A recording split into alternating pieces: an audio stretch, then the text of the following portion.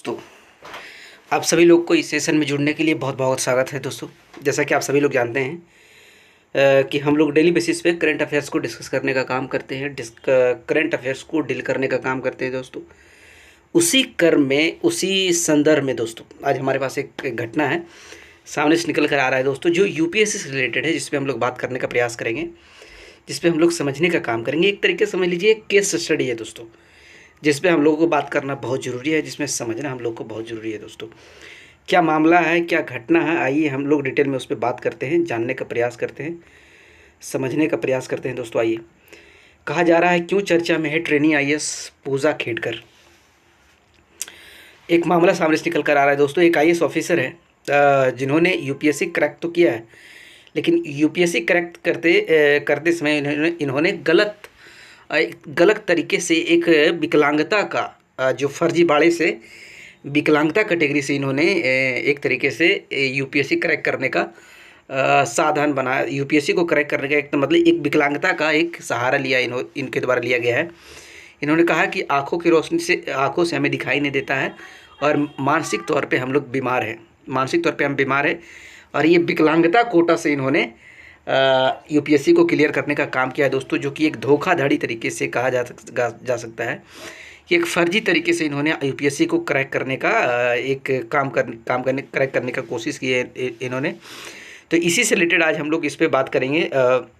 जब चीज़ें बाहर आई है, जब चीज़ें पता चला है दोस्तों, तो इनको ट्रांसफ़र कर दिया गया है और निलंबित करने का भी काम किया गया है यूपीएससी के द्वारा दोस्तों। ये मामला कैसे सामने आया, ये सबसे इम्पोर्टेंट है कि इन्होंने जब इनको एक यूपीएससी में सिलेक्शन होने के बाद इनको जब प्रोविजनरी पीरियड पे रखा गया, ट्रेनिंग पीरियड पे रखा गया दोस्तों, तो इनके द्वारा बंगला, गाड़ी, घर, जो कि मेनली जो भी ऑफिसर होता है ट्रेनिंग पे जो होता है, जो प्रोविज़न पीरियड में होता है, उनको गाड़ी, बंगला, घर, ये सब चीज़ें नहीं दी जाती है दोस्तों।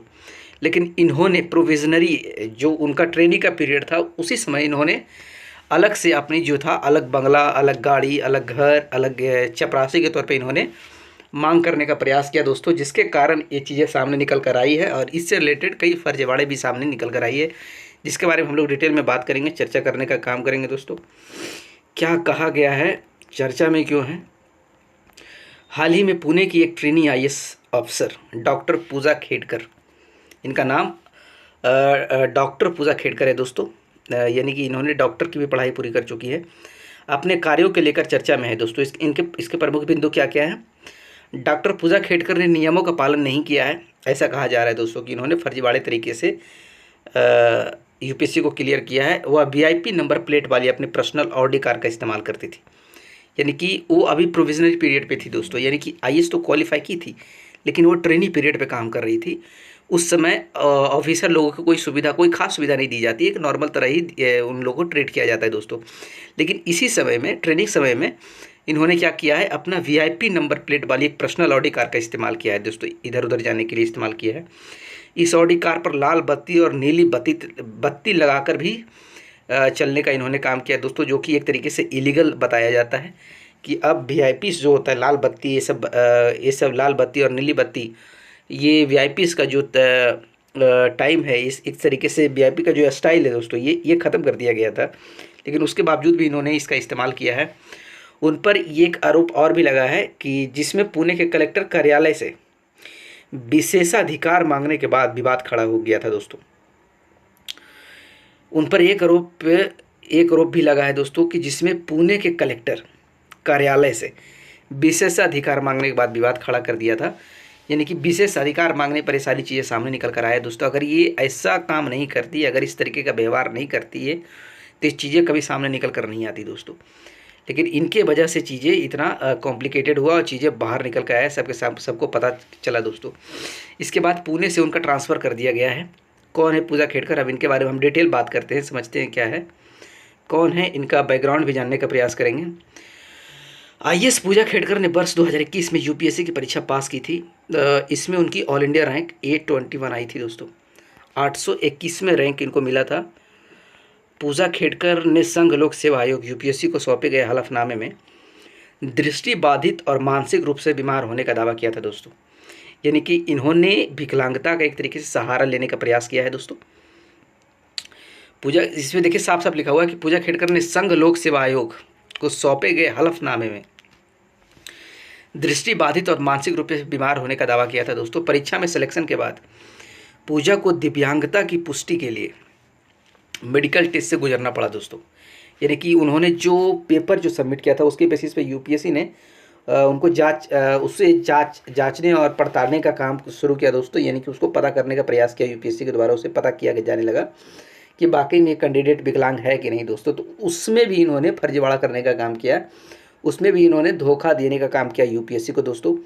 उन्होंने क्या किया, आगे देखिए इसके बारे में खास लिखा हुआ डिटेल में है कि पूजा ने 6 अलग अलग मौक़ों पर इन मेडिकल जांच प्रक्रिया में शामिल होने से इनकार कर दिया था दोस्तों। यानी कि जब भी इनको बुलाया गया तब भी इन्होंने कुछ ना कुछ बहाना करके उस चीज़ों से बाहर आने का प्रयास किया। उन्होंने अपना प्रेजेंस को एक तरीके से खुद को उपस्थित नहीं होने के लिए कोई ना कोई बहाने का इस्तेमाल जरूर किया इन्होंने दोस्तों।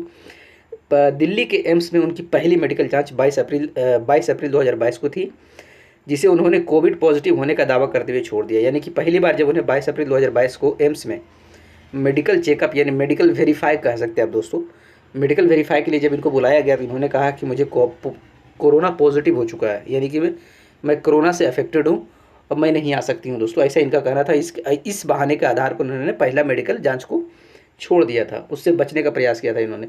इसके बाद 26 और 27 मई को दिल्ली के एम्स और सफदरगंज अस्पताल में होने वाली जांच को भी छोड़ दिया गया दोस्तों। यानी कि वहाँ से भी इन्होंने बचने का प्रयास किया। 26 और 27 मई को फिर से कराने की प्रयास किया गया एम्स में, फिर वहाँ से इन्होंने किसी तरीके से बाहर आ गई। यानी कि 3 जांच यहाँ तक हो गया था दोस्तों। और अब वह लगातार इन जाँचों से बचती रही और 1 जुलाई को एक और जाँच में शामिल नहीं हुई दोस्तों। यानी कि इस तरीके से 5 जुलाई यानी कि 5 जाँच हो चुके थे जिसमें इन्होंने अपना प्रेजेंस नहीं दिखाया दोस्तों। वह 26 अगस्त 2022 को एक मेडिकल जांच के लिए सहमत हो गई थी, लेकिन जो 6वां अटेम्प्ट था उसमें इन्होंने अपनी सहमति जताई थी, लेकिन वह 2 सितंबर को एक ज़रूरी एमआरआई के लिए नहीं गई। यानी कि जांच तो हुआ, 26 अगस्त को जांच तो हुआ दोस्तों, लेकिन उसमें भी पूरा जांच उन्होंने नहीं करवाया। यानी कि जो सबसे इम्पॉर्टेंट यानी कि जो एमआरआई होता है, जिससे पता चलता है कि आप ये वाकई में एक तरीके से आप कर सकते हैं। एमआरआई का मतलब क्या हो गया दोस्तों, आपका डिटेल इन्फॉर्मेशन, आपका आँखों का जांच होगा, मशीनी तौर पर आपका जांच किया जाएगा आँखों का दोस्तों, प्रैक्टिकल तौर पे आपको देखा जाएगा। तो वो सबसे महत्वपूर्ण जांच होता है, उसमें इन्होंने उसको भी छोड़ने का प्रयास किया। वहाँ पे इन्होंने क्या किया, आगे देखते क्या है। वहाँ पे इन्होंने क्या किया, इस एमआरआई का मकसद पूजा की दृष्टि हानि, जो विजुअल इम्पेयरमेंट का आकलन करना था। उनको एकदम प्रैक्टिकली तौर पे डॉक्टर वहाँ पता करता है एम्स में कि वाकई में ये दृष्टि बाधित है या फिर इन्होंने बहाना बनाने का प्रयास किया है। इन मेडिकल जांच में शामिल होने के बजाय पूजा खेड़कर ने एक बाहरी केंद्र से एक एमआरआई की रिपोर्ट पेश की थी दोस्तों। यानी कि एम्स का वो रिपोर्ट नहीं था, वो बाहर से लाया गया कोई, जहाँ से वो एमआरआई का रिपोर्ट था जिन्होंने पेश करने का काम किया था। यानी एम्स का नहीं था, जिसे यूपीएससी ने अस्वीकार कर दिया था। यानी कि उसे यूपीएससी ने एक्सेप्ट नहीं किया दोस्तों। इसके बाद यूपीएससी ने सेंट्रल एडमिनिस्ट्रेटिव ट्रिब्यूनल, जिसको हम शॉर्ट में कैट भी कहते हैं, उनके चयन को चुनौती दी थी।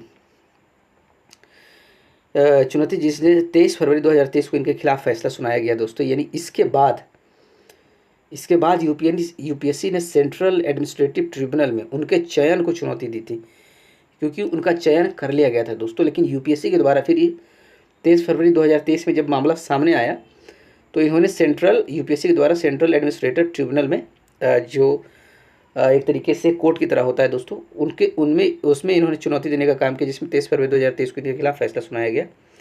इसके बावजूद पूजा के एमआरआई सर्टिफिकेट को स्वीकार कर लिया गया था दोस्तों। इसके बावजूद भी, यानी ये मामला यूपीएससी के द्वारा कैट में आज का दायर किया गया, उसके बावजूद भी इसे एक्सेप्ट कर लिया गया दोस्तों, जिससे उनकी आईएएस की नियुक्ति की पुष्टि हुई। कहा जाता है कि इनके पिताजी भी बड़े ऑफिसर थे दोस्तों। ये अच्छी खासी परिवार से आती है, अच्छा खासा फैमिली से इन्होंने जुड़ा हुआ था। इनके पिताजी के पास भी कहा जाता है बहुत सारी प्रॉपर्टी है दोस्तों, 100-200 करोड़ लगभग कि इनके पास लगभग ज़मीनें थी। ये सब चीज़ें बाहर निकल कर आई है, जिसके बारे में आगे भी हम लोग चर्चा करने का काम करेंगे, जिसके बेसिस पे इनका आईएएस की नियुक्ति भी हो गया था दोस्तों। यानी ट्रेनी आईएएस को नहीं मिलती है कोई सुविधा। अब आइए देखिए ये बात कहाँ सामने आई, ये चीज़ें का पर्दाफाश कैसे हुआ दोस्तों, इसके बारे में जानते हैं। जब इनको सिलेक्शन तो हो गया किसी तरीके से, सिलेक्शन के बाद जब इनको प्रोविजनरी पीरियड पर रखा गया ट्रेनिंग पीरियड पे रखा गया दोस्तों, तब वहाँ पे इनके द्वारा जो हरकतें की गई, इनके द्वारा जो व्यवहार किया गया, जो एक तरीके से जो भी ऑफिसर ट्रेनिंग पे होते हैं उनके द्वारा नहीं किया जाता है मेनली। तो उस चक्कर में इन्होंने फंसने का काम किया है। इनको इनको इन पे एक्शन लिया गया है। इसके बाद चीज़ें बाहर आया दोस्तों, वरना ये चीज़ें बाहर निकलता भी नहीं, ऐसा हो सकता था। अब आइए एक नज़र डालते हैं कि जो आईएएस लोग ट्रेनिंग पे होते हैं, जो प्रोविजनरी पीरियड पे होते हैं, उनको सरकार के द्वारा कौन सी सुविधाएं दी जाती है सर, केंद्र सरकार के द्वारा। इस पर हम डिटेल बात करते हैं, क्या क्या मिलता है, क्या क्या नहीं मिलता है, क्या अधिकार होते हैं उसके पास, कौन सा अधिकार नहीं होते हैं दोस्तों, आइए पता करते हैं। नियम के अनुसार अगर बात किया जाए तो कोई भी ट्रेनी आईएएस ऐसी किसी सुविधा का हकदार नहीं है दोस्तों। ये सब उसे तब तक हासिल नहीं हो सकता जब तक वो राजपरित अधिकारी नियुक्त नहीं हो जाती, यानी कि वो पूरी तरीके से परमानेंट नहीं हो जाता, तब तक उनको ये सब सारी सुविधाएं नहीं दी जाती है दोस्तों। केबिन, कार और चपरासी की डिमांड इन्होंने किया था। इनके द्वारा अलग से केबिन मांग की गई थी, इनके द्वारा एक कार मांगा गया था और एक चपरासी का भी डिमांड किया गया था दोस्तों, जिसके कारण ये चीज़ें बाहर आया निकल कर। पूजा ने ड्यूटी पर आने से पहले ही एक अलग केबिन, यानी ड्यूटी पर आने से पहले ही उनका डिमांड था दोस्तों, एक अलग कार, एक केबिन, एक आवासीय क्वार्टर, एक चपरासी की मांग की थी दोस्तों। उन्हें पहले ही बताया गया था कि प्रोविज़न पीरियड के दौरान वो ऐसी किसी भी सुविधा की हकदार नहीं होंगी। प्रोविजन पीरियड सीनियर का अफसर का छीना चैम्बर दोस्तों। इसके साथ भी उनका और व्यवहार यहाँ खत्म नहीं हुआ, उनकी यहाँ कहानी खत्म नहीं हुआ दोस्तों। उनके हरकतें और बियर्ड रूप के देखा गया दोस्तों। उनके द्वारा और बहुत कुछ इलीगल तरीक़ों से किया गया, जो एक तरीके से स्वीकार नहीं किया जा सकता है यूपीएससी का, जो प्रोविजनरी पीरियड पे होते हैं, जो ट्रेनिंग पीरियड में होते हैं दोस्तों। पुणे कलेक्टर कार्यालय में एक वरिष्ठ अधिकारी के, यानी एक सीनियर अधिकारी का नेम प्लेट को हटाकर पूजा ने अपनी नेम प्लेट लगवा दिया था दोस्तों वहाँ पे।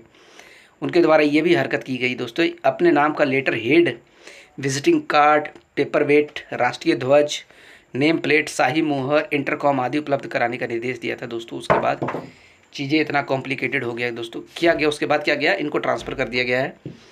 क्या गया है ट्रांसफ़र, उनके प्रशिक्षण के बचे हुए समय के लिए वासिम ट्रांसफ़र किया गया दोस्तों, यानी कि उनका कुछ प्रोविजनरी पीरियड बचा हुआ था, कुछ समय के लिए चीज़ें बचा हुआ था, उसके बाद उनको वासिम ट्रांसफ़र किया गया। तो वह 30 जुलाई 2025 तक वहाँ सुपर न्यूमेरी सहायक कलेक्टर के तौर पर काम करेंगी। अब वह एक वैकल्पिक अधिकारी के तौर पर अपनी ट्रेनिंग पूरी करेंगी दोस्तों। एक वैकल्पिक अधिकारी के तौर पर ट्रेनिंग करेंगी, यानी परमानेंट नहीं किया जाएगा उनको।